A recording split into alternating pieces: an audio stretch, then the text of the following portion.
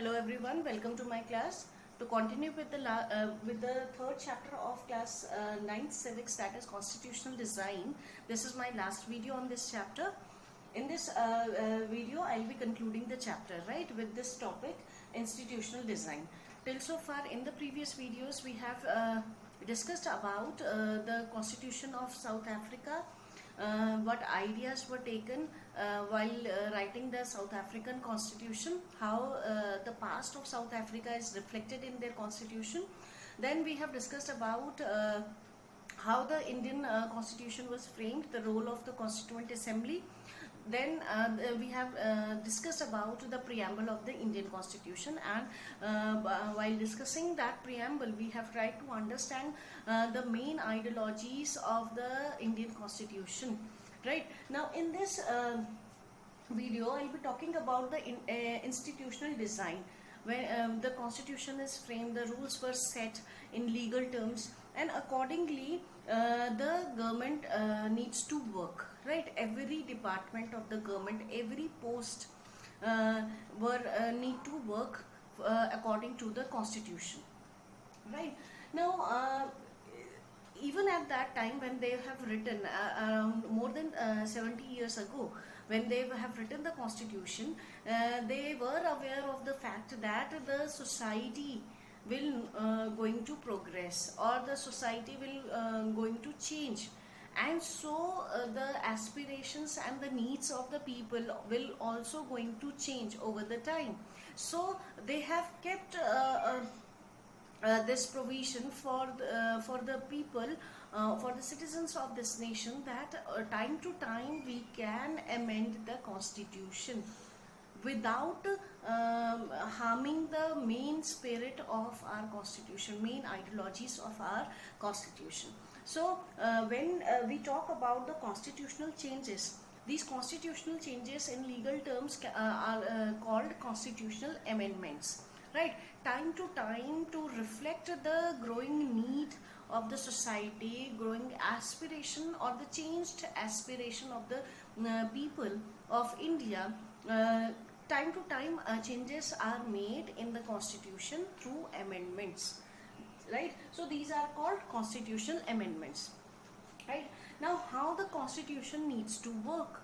Rules are made, okay, but in practicality, how the institution needs to work, government institution needs to work.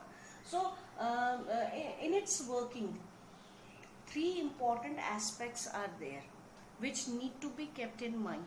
First of all, the procedure for choosing person to govern the country, that is the election, right? The procedure, first step, is how the rulers or the representatives of the people are elected, how the election needs to be held, what will be the criteria for choosing the candidate for the election, who can contest the election, all these things. The procedure for choosing person to govern the country, who will going to govern the country, who will going to decide the who will be the rulers of this nation. So that election is very important aspect of our democracy, and this is one of the important aspect of the constitution. If we choose the correct leaders, if we choose the able leaders, then definitely they'll rule the nation in a better way. Then it defines the power of different organs of the government, how the government will work.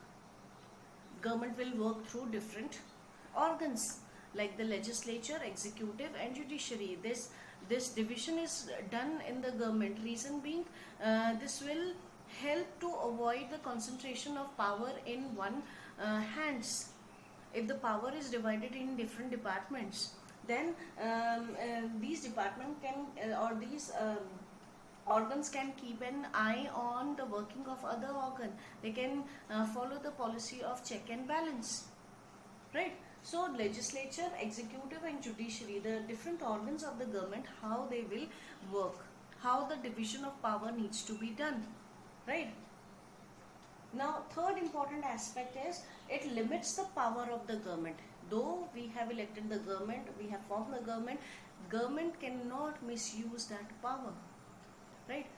Whosoever is there in the government cannot misuse the power, and for that sake certain rights were given to citizens that cannot be violated in any situation, right? This assures one thing, that the rulers of this nation or the government which are ruling, they are accountable to the public, they are answerable to the public. They cannot, whatever the decisions they are taking, whatever the their actions, for their actions and decisions, they are responsible to give answer to the public. So this is all about the institutional design, and with this we have finished the chapter. Please like, share and review and subscribe my channel. Thank you.